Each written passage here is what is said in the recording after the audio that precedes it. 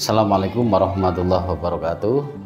Perkenalkan, nama saya Mu'arifin, lahir tanggal 2 April tahun 1979. Kebetulan saya berdomisili di Desa Potosari, Kecamatan Paninggaran, Kabupaten Pekalongan.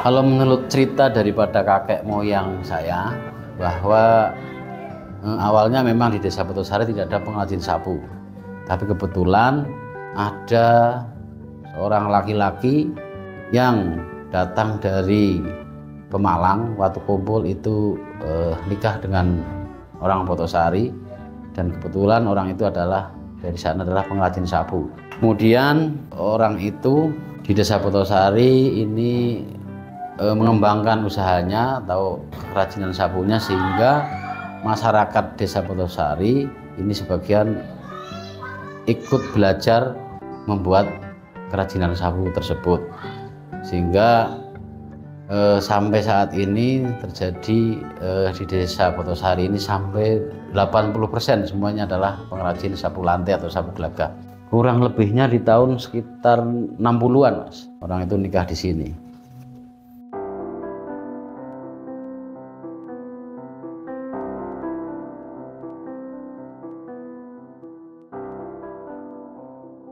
Dari awal saya memulai yaitu dengan modal Rp50.000.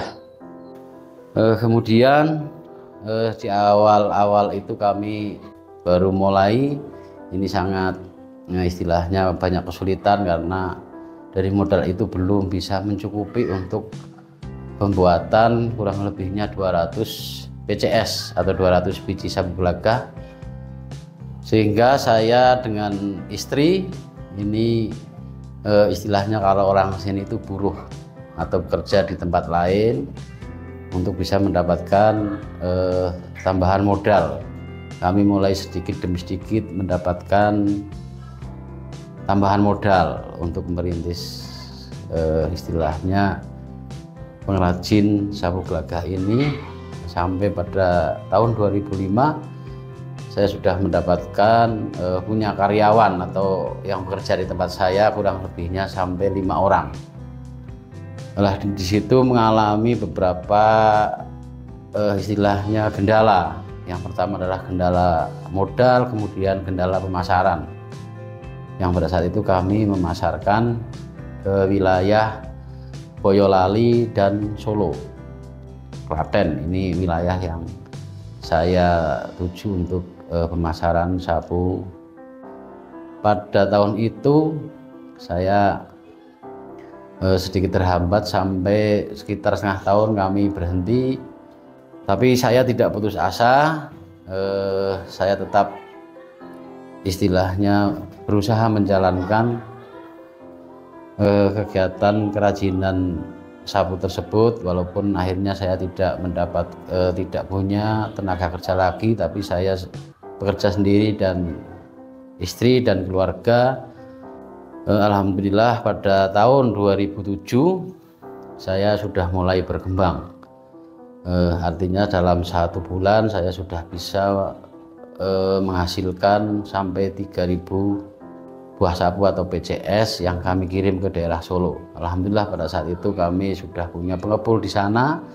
Kemudian di tahun 2009 kami mengalami penurunan lagi karena pada saat itu adalah terjadi kenaikan bahan baku yang sangat melejit, sehingga untuk pemasarannya harga jual dengan harga kita bahan bakunya ini sangat timpang sekali, sehingga pada saat itu harus berusaha keras bagaimana caranya agar bisa stabil antara harga pembelian bahan baku dan harga jual sapunya. Karena pemasaran di sana persaingannya juga sudah mulai ketat, kami mulai menerobos istilahnya wilayah-wilayah baru untuk bagaimana saya bisa memasarkan produk sapu. Kemudian kami melobi ke daerah Kudus, daerah Demak, ke daerah Pati, kemudian daerah Purwodadi sampai daerah Jeporo. Saya di sana sampai 5 hari berkeliling untuk mencari pengepul-pengepul di sana, produk sapu yang seperti apa yang nanti di sana bisa laku. Pada saat itu kami membawa kurang lebihnya 10 jenis produk sapu. Tapi alhamdulillah yang di sana diterima oleh para pengepul, yaitu sapu gelagah, sapu hijau karpet. Ini justru di tahun 2020 sampai 2023 ini alhamdulillah saya sebagai pengrajin sapu tidak mengalami kendala atau kena dampak daripada COVID-19. Justru pada saat itu saya mengalami kenaikan yang luar biasa. Permintaan sapu ini semakin meningkat, yang pada saat itu kami sekitar 5.000 sampai 1 bulan ini, di antara 3 tahun ini sampai 15.000 per bulannya untuk mempersiapkan atau menyediakan sapu yang dikirim ke daerah Kudus, kemudian daerah Jeporo.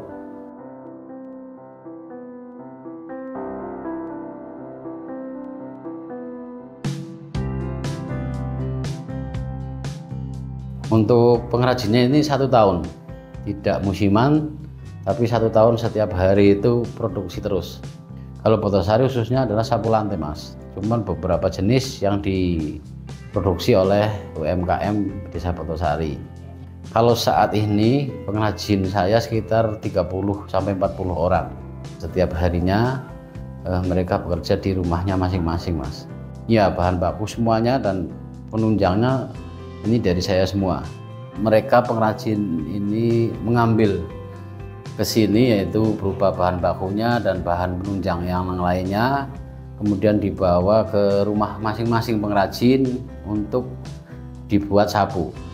Kemudian setelah jadi sapu kami ambil, kemudian sistem pembayarannya adalah setelah sapu saya bawa, saya pulang, kita hitung modalnya, kemudian sisanya kita bayarkan. Ini memang wilayah satu dengan wilayah yang lain ini penyebutan rumput gelagahnya itu beda-beda. Kalau sini ya kembang gelagah atau songketan, Mas. Kalau orang sini, kalau nasionalnya itu adalah rumput Arjuna.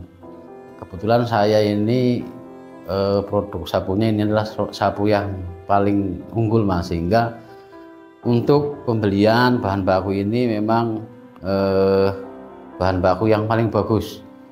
Artinya untuk ukurannya, panjangnya itu tidak terlalu panjang, kemudian pendeknya juga tidak terlalu pendek. Ini yang sedang, sehingga kualitasnya ini akan lebih baik atau lebih bagus.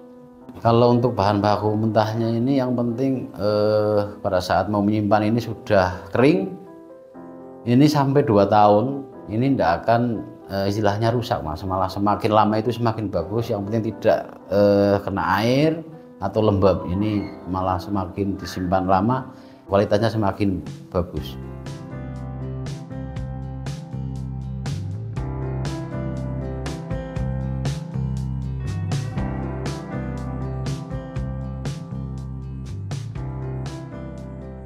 Urutannya seperti ini. Kalau dari pengrajin itu yang pertama, kalau bahasa orang sini adalah pretel, artinya dari yang masih berupa bunga itu dipretel satu persatu, kemudian setelah itu istilahnya dibagi-bagi atau kalau bahasa dicetak.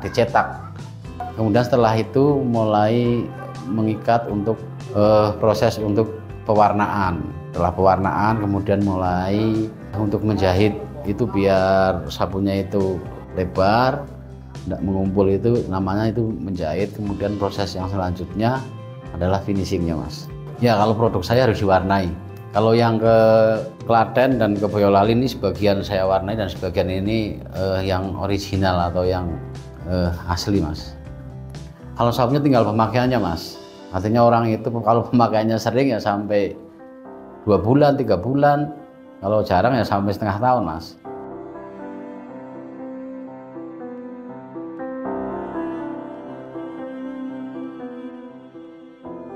Visi misi untuk Pandawa, Sapu Pandawa yang pertama adalah istilahnya menguatkan ekonomi masyarakat Potosari. Kemudian visinya adalah kita bisa mengembangkan usaha ini sampai istilahnya ya kita punya alat-alat elektrik yang menunjang Mas, karena ketika di wilayah negara luar ini sudah menggunakan sistem digital, artinya mesin lah. Untuk itu banyak yang menggunakan mesin. Ini kalau di Jepang, Korea ini prosesnya itu sudah sebagian itu menggunakan mesin. Untuk mesin jahitnya, kemudian itu untuk peradannya ini sudah menggunakan mesin, sehingga untuk kualitasnya dan kuantitasnya ini mungkin lebih memadai.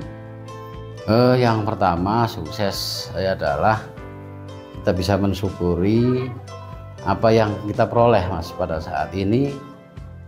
Khususnya kalau di dalam bidang bisnis adalah kita bisa mengambil keuntungan, ada hasilnya ya untuk istilahnya menunjang kehidupan untuk sehari-hari, untuk keluarga. Ini sukses menurut saya. Kemudian yang jelas intinya adalah kita mensyukuri apa yang kami dapatkan Mas. Tidak harus melimpah harta, tapi kita cukup artinya untuk kebutuhan, baik kebutuhan sekunder maupun kebutuhan primernya itu Mas. Saya dari pemilik pengusaha Sapu Lantai Pandawa Pekalongan. Masih saya akhiri, wassalamualaikum warahmatullahi wabarakatuh.